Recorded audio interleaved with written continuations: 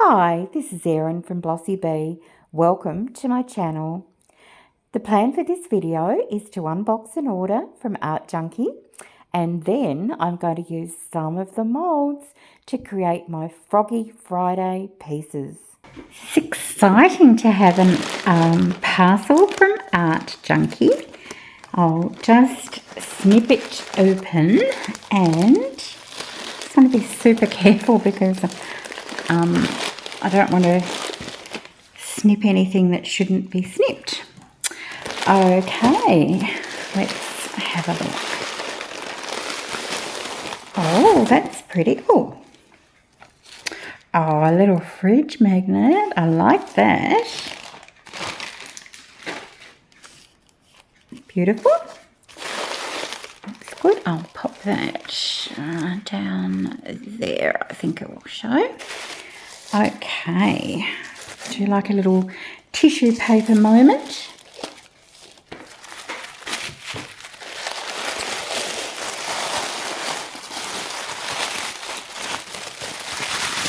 Oh, this is so exciting. I'll just tuck it all to the side so that we can look at all the pieces as we go. Okay, first up we have got some super cute frog earrings or keychains. So these are tree frog on Monstera, and they were $3.20, and it's got that little froggy outline there. I love it.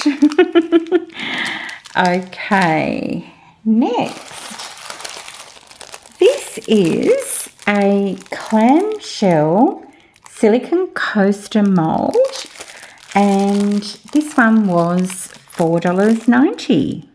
It's very pretty.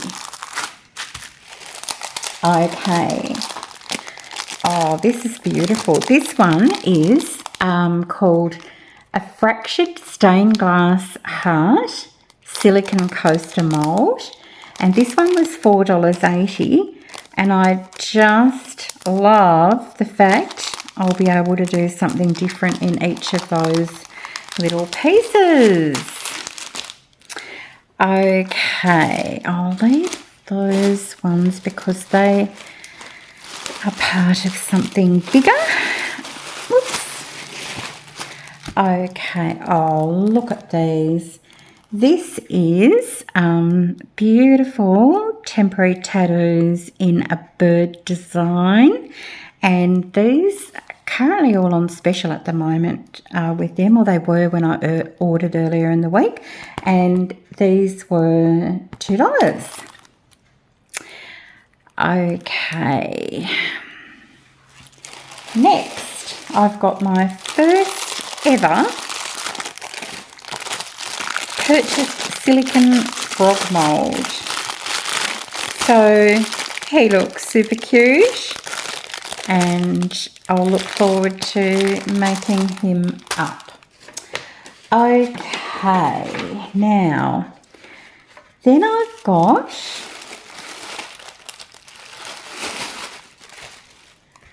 this. Now this is a death's head moth shelf candle holder, and this was $8. Now I'm going to try and show you on here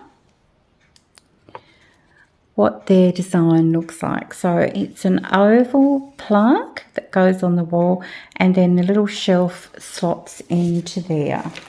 So I've never made anything like this before, so I'm really looking forward to that one.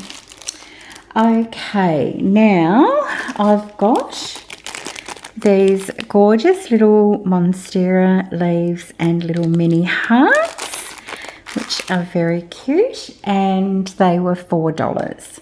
Then I've got some sets, a set of things, or I've bought them for myself to have as a set.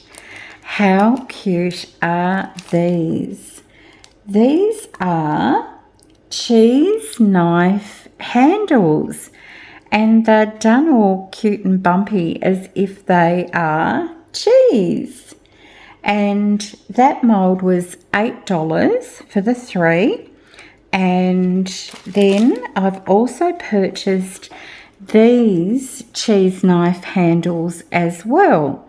So some different shapes there. And then I've also bought, so these ones were $8 each, and then the hardware for them comes in a kit, and it is $11 for 5 blades, so just over $2 per blade. And I bought 2 sets, so sorry. My hand is very sore today. Okay, so these are the little metal pieces that go into this part, and then you've got a choice of different blades. And I'll open this up so we can see. And I'm so excited about these. All right, let's have a look. So that's the hardware for making them. So there's a fork blade, prongs, a proper little cheese knife with the holes for releasing the cheese. Oop. Oh gosh, they're sharp. I just felt that. Just a really good little blade there. A wedge maker, not its official name, and another blade there. So how exciting. And as no doubt you've guessed, of course, being Froggy Friday, I have chosen the 2 little frog items to make up. As I said, this is the first time I've actually had a silicone frog mould, a pre-purchased one, and it's very exciting. So I have gone through my embellishments box, and I found quite a few pieces that I think could help me come up with a gorgeous mottled appearance in the back of this frog. And with the little keychains, I am going to use the Pearlex powder in apple, and just to make the little tree frog outline. So with the materials that I've got there in front, I've got from the left, I've got these little discs in a lime green. Then I've got these absolutely micro beads, and then I've got little stars in that bright green, and then I've got some green foil shards. And yeah, the plan is to try and mix those all together, and then above those I've got the darker green, which is what I'm thinking of using for the background of the earrings. And I was showing you there, I think I'm going to need to use either a syringe or a little needle tip bottle to be accurate enough to get the silicone into these really little fine lines of the tree frog outline. So I'm going to go ahead and use some River Art resin, deep pour, and just a teeny tiny little bit, which I'm going to tint with this absolutely stunning mica powder. And then I'm going to pour this into a little needle tip bottle and just carefully, hopefully not going over the edges, carefully do this little tree frog.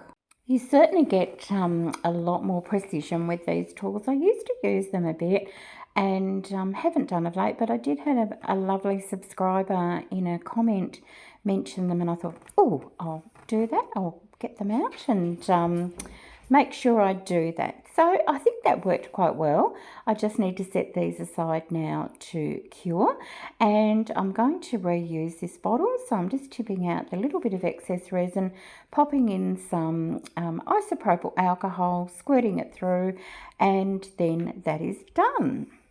So now we are going to move on to our beautiful frog. I'm going to use a shallower cup than usual. I think this is one of those little cups that you have at a birthday party. I just bought them from Kmart, if I recall. And I really want to be able to see down into this mixture what all of the little bits and pieces are looking like that I'm adding in, because this is what I'm hoping to see on the back of the frog.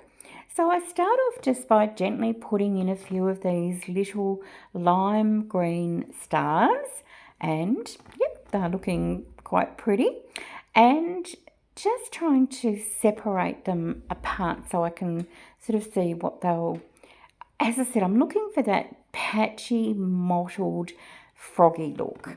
Now, these are those absolutely gorgeous little micro beads, and I've had these for quite a long time, used them in different jewellery. I've got all different colours, and I'm really hoping that these give an absolutely gorgeous effect. And it's so funny watching this now while I'm doing the voiceover for the video, because I started off so delicately, didn't I, with not much in there at all, just gentle, but then things will change. Now I'm going to add in some of these gorgeous green circles. Now you would have seen me use some of these in my octopus make video, and I've got them in all different colours, and they have both the sort of donut component to them and then that little centerpiece as well. I'm not terribly fussed which bits go in there, but again, it's that gorgeous lime green that I'm really hoping will contrast with the darker green metallic flakes and the tiny little beautiful darker green micro balls. So now I'm going to add in some of the flake, and I'll use a pair of tweezers for this, because if I tip, I'm just worried that, like sometimes happens with foils, they can just go absolutely everywhere. And this is such a pretty vibrant green. I think it's going to look gorgeous. I'll speed up the next little section, because all it is just me thinking, oh, I'll add more, I'll put more of this in, I'll put more of that in, and I just kept going. Once I'm really happy with how the mixture's looking, I'm going to use Elmer's glue. And thank you to some lovely subscribers as well. I'm just so enjoying all your tips and tricks and things like that you're passing on. And the consensus is that it's approximately 1 drop of Elmer's glue to 1 ounce of resin, and I've looked up what 1 ounce is, and that's approximately, I think, 30 grams. So I don't think I'm too far off with this one. And as you can see, it immediately turns it into more of a slime consistency. Now I know I'm not going to achieve a complete suspension because, look, some of these pieces are heavier and I've ended up putting a lot in. And that's right, I do remember now, I decided I was going to go heavier duty, but I guess I'm looking for more of a layered look. I know that I'm going to get some that will stay suspended and some that will sink a little bit, and I'm okay with that. I'm not really going to know what it's like until I actually am able to pour it into the mould and see how it settles. So I will sort of babysit it for a little bit just to make sure it's doing what I'm hoping. So now I'm going to just put in all of this little mixture. So we've got the clear with those 4 different pieces. And of course that Elmer's glue is going to give me some resistance to everything just dropping through. And already it is looking so pretty. I'm loving it.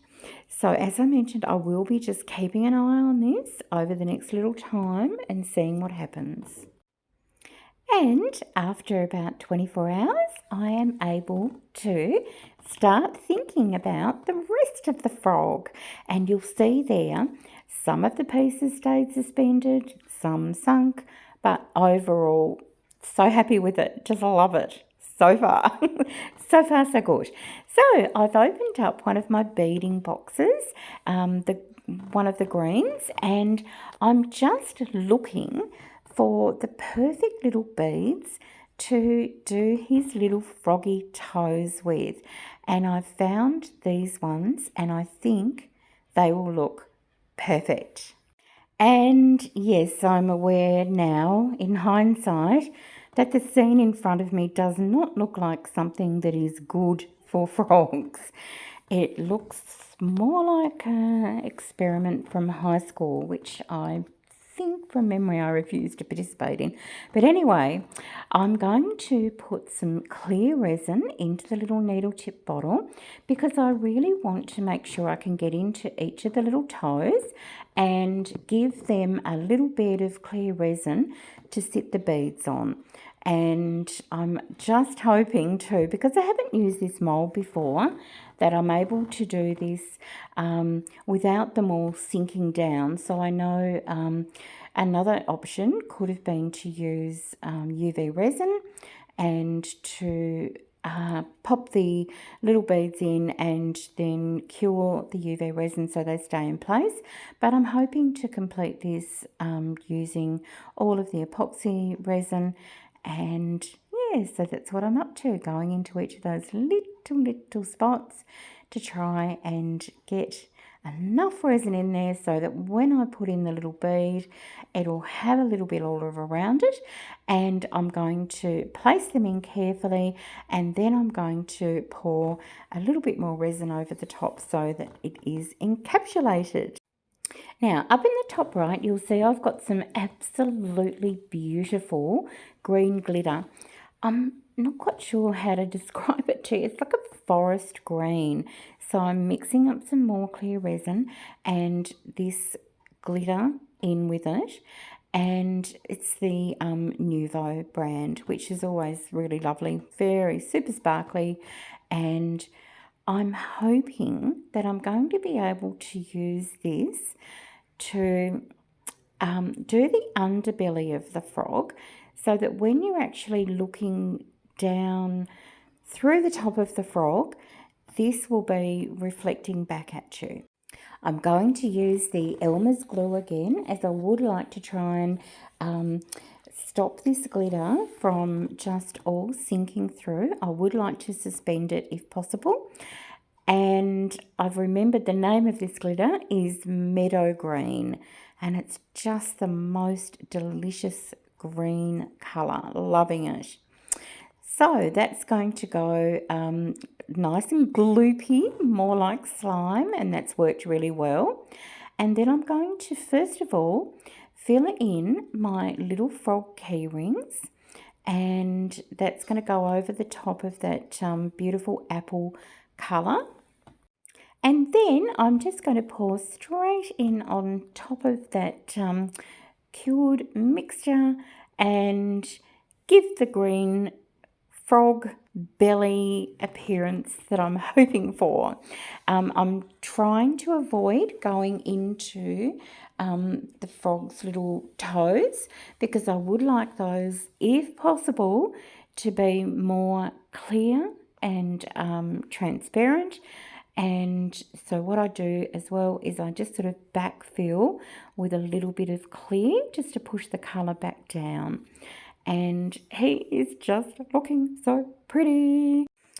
And with the tiniest little bit of that glitter mixture left over, I added the final little pieces of clear, mixed it together, and I've got this delicate little clear / glitter mixture, which I'm going to use in these little flower molds. And then we will set everything aside and I leave it to cure for 24 hours, and then the great demolding can begin. It's always very exciting, but also a little bit nerve-wracking when you're going to demold something where, like for this frog, you can just see the bottom like that. You can't see any of the other decorations anymore.